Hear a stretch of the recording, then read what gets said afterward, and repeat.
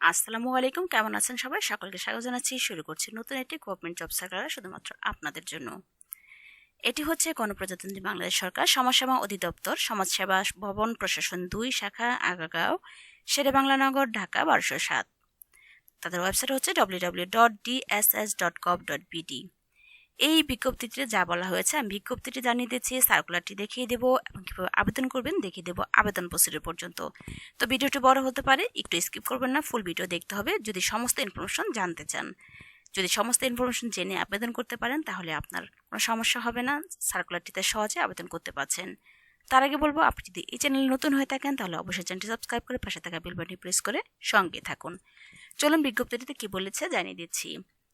বলা হয়েছে, সমাজসেবা অধিদপ্তরের ১৬তম গ্রেডভুক্ত সমাজকর্মী ইউনিয়ন পদের সর্বমোট ২০৯টি শূন্য পদে জনবল নিয়োগের নিমিত্তে আবেদন গ্রহণের সময়সীমা বৃদ্ধি করা হয়েছে।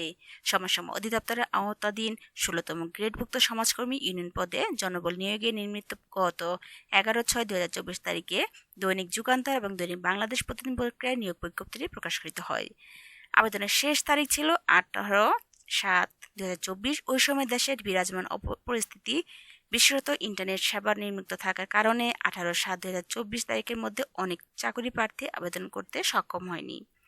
সেই পরিপ্রেক্ষিতে সমাজকর্মী ইউনিয়ন পদে আবেদন গ্রহণের সময়সীমা আগামী ২০/৮/২০২৪ হতে ৩/৯/২০২৪ পর্যন্ত বৃদ্ধি করা হলো।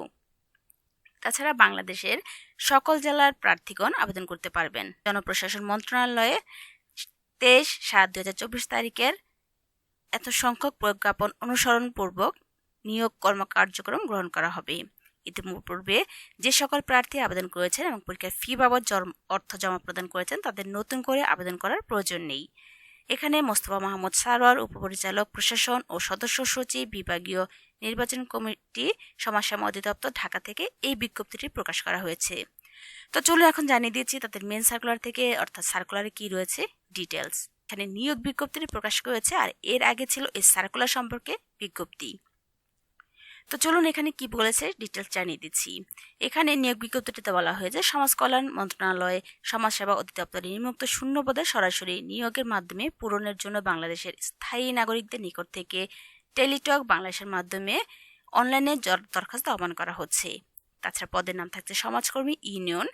গ্রেড ১৬ অনুযায়ী বেতন প্রোভাইড করছে তারা ৯,৩০০ থেকে ২২,৪৯০ টাকা।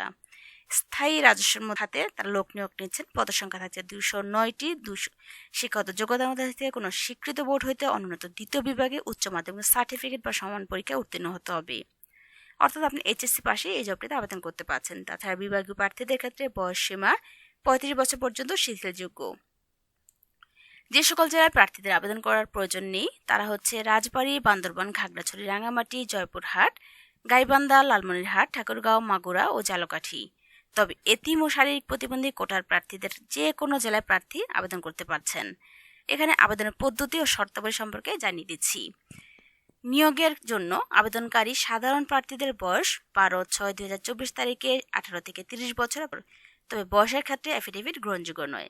আবেদনকারীকে মৌখিক পরীক্ষা গ্রহণের সময় নিম্নবর্ণিত কাগজপত্রাদির মূল কপি প্রদর্শন করতে হবে এবং প্রথম শ্রেণীর গেজেটের কর্মকর্তার কর্তৃক সত্যায়িত অনুলিপি জমা দিতে হবে।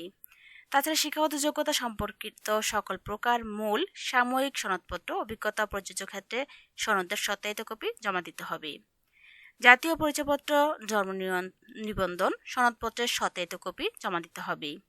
এখানে সংশ্লিষ্ট ইউনিয়ন পরিষদের চেয়ারম্যান, পৌরসভার মেয়র, সিটি কর্পোরেশনের ওয়ার্ড কাউন্সিলর কর্তৃক প্রদত্ত নাগরিকত্ব সনদপত্র, প্রথম শ্রেণীর গেজেটের কর্মকর্তা কর্তৃক চারিত্রিক সনদপত্র, শারীরিক প্রতিবন্ধী, এতিম, ক্ষুদ্র নৃগোষ্ঠী এবং আনসার ও বিডিপি প্রার্থীদের ক্ষেত্রে সরকারের সর্বশেষ নীতিমালা অনুযায়ী উপযুক্ত কর্তৃপক্ষের সনদ। এছাড়া আবেদনকারী বীর মুক্তিযোদ্ধা, শহীদ মুক্তিযোদ্ধা পুত্রকন্যা হলে তারা প্রথম শ্রেণীর গেজেটের কর্মকর্তার সাথে সকল কাগজপত্র এনে জমা দিতে হবে। কর্তৃপক্ষ অনিবার্য কারণবশত নিয়োগ প্রক্রিয়া যে কোনো পর্যায়ে স্থগিত বাতিল করার ক্ষমতা সংরক্ষণ করেন। আবেদনপত্র পূরণ সংক্রান্ত শর্তাবলীর মধ্যে যা রয়েছে, পরীক্ষায় অংশগ্রহণের ইচ্ছুক http://dss.teletalk.com.bd এই ওয়েবসাইটে আবেদনপত্র পূরণ করতে পারবেন। আবেদনের সময়সীমা নিম্নরূপের মধ্যে যা রয়েছে, অনলাইনে আবেদনপত্র পূরণ ও পরীক্ষার ফি জমাদান শুরুর তারিখ ও সময় ১২/৬/২০২৪ সকাল ১০ ঘটিকায় অনলাইনে আবেদনপত্র জমা দানের শেষ তারিখ ও সময় 18/7/2024 রাত 11:59 পর্যন্ত করতে পারছেন। উক্ত সময়সীমার মধ্যে ইউজার আইডি প্রাপ্ত প্রার্থীগণ পরবর্তী 72 ঘন্টার মধ্যে SMS ও পরীক্ষার ফি জমা দিতে পারবেন। অনলাইন আবেদনপত্র প্রার্থীর তার রঙিন ছবি দৈর্ঘ্য 300 বাই প্রস্থ 300 পিক্সেল ও স্বাক্ষর দৈনিক দৈর্ঘ্য 300 থেকে প্রস্থ 80 পিক্সেল স্ক্যান করে নির্ধারিত স্থানে আপলোড করবেন। ছবির সাইজ সর্বোচ্চ 100 কেবি ও স্বাক্ষরের সাইজ সর্বোচ্চ 60 কেবি হতে হবে।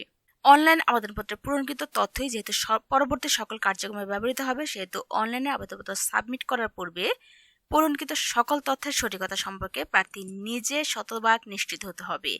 অর্থাৎ আপনি সমস্ত ইনফরমেশন দেওয়ার পরে আপনি শতভাগ নিশ্চিত হবেন এবং বারবার রিচেক করবেন, চেক করে তারপরে সাবমিট করেন। তাছাড়া ভুল ইনফরমেশন চলে গেলে আপনাকে কিন্তু তারা আর কল করবে না। তাছাড়া রয়েছে প্রার্থী অ্যাপ্লিক্যান্ট কপি পরীক্ষা সংক্রান্ত যে কোনো প্রয়োজনের সহায়ক হিসেবে সংরক্ষণ করতে পারবেন। নিয়োগ সংক্রান্ত বিষয় নিয়োগকারী কর্তৃপক্ষের সিদ্ধান্ত চূড়ান্ত বলে গণ্য হবে। তাছাড়া পদসংখ্যা হ্রাস বৃদ্ধি হতে পারে। তো আমি এখন দেখিয়ে দিচ্ছি আপনারা কিভাবে অ্যাপ্লাই করবেন। আমি আপনাদের সুবিধার জন্য এই অ্যাপ্লাই লিঙ্কটি দিয়ে দিব আমার ভিডিও ডিসক্রিপশন বক্সে, যেখান থেকে খুব সহজে আপনি আবেদন করতে পারছেন। Government of the people, Republic of Bangladesh, department of social service, DSSS। এখানে আসে বেসিক ইনস্ট্রাকশন সম্পর্কে যদি জানতে চান, অর্থাৎ আমি আপনাকে যে ইনস্ট্রাকশন এতক্ষণ দিয়েছি সেটা জানতে চাইলে এখানে ক্লিক করবেন। তাছাড়া অ্যাপ্লাই করার জন্য যদি ক্লিক করে থাকেন তাহলে অ্যাপ্লিকেশন ফর্মে ক্লিক করবেন। তারপরে এখানে চলে আসবেন। আসার পর এখানে সার্কুলার নাম্বার দেওয়া থাকবে, ডেট দেওয়া আছে, অর্থাৎ এই সময় তারা সার্কুলারটি প্রোভাইড করেছিল, এবং অ্যাপ্লাই অন জুনে অ্যাপ্লাই ক্লিক করবেন। তারপরে অ্যাপ্লাই নাওতে ক্লিক করবেন। অ্যাপ্লাই নাওতে ক্লিক করলে আপনার সামনে এই ইন্টারফেসটা আসবে। এখানে একটি সমাজ কল্যাণ ইউনিয়ন পরিষদের জন্য আপনার যে সার্কুলারটি প্রোভাইড করেছে এটা নিয়ে ক্লিক করবেন। এখানে নেক্সটে ক্লিক করবেন। এখানে নেক্সটে ক্লিক করলে তারা আপনাকে এই ফর্মটিতে নিয়ে যাবে। এখানে আপনি সমস্ত ইনফরমেশন প্রোভাইড করবেন। এখানে সমস্ত ইনফরমেশন সঠিক ও নির্ভুল প্রোভাইড করতে হবে।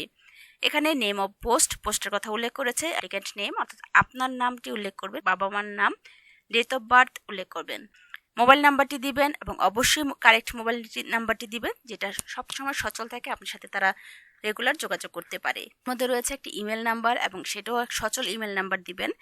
ভ্যালিডেশন কোডের মধ্যে যা রয়েছে এই কোডটা যা আসবে সেটা আপনাকে এখানে প্রেস করবেন, এন্টার করবেন। তারপর এখানে একটি টিকমার্ক দিয়ে নেক্সট ক্লিক করবেন। অবশ্যই আপনি নেক্সটে যাওয়ার আগে এটাকে বারবার রিচেক করবেন, আপনার কোনো তথ্য কোনো ইনফরমেশন মিস হয়েছে কিনা, ভুল ইনফরমেশন দিয়েছেন কিনা তাদের কাছে বারবার চেক করবেন, তারপরে অ্যাপ্লাই করবেন।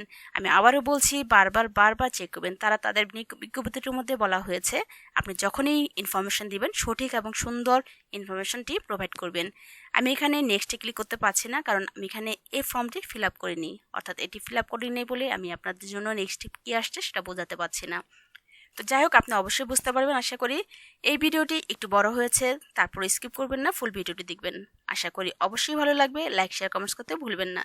আজ এ পর্যন্তই। আমি আবার হাজির হচ্ছি আপনাদের জন্য নেক্সট ভিডিও নিয়ে। সে পর্যন্ত ভালো থাকবেন। আজ এ পর্যন্তই। আল্লাহ হাফেজ।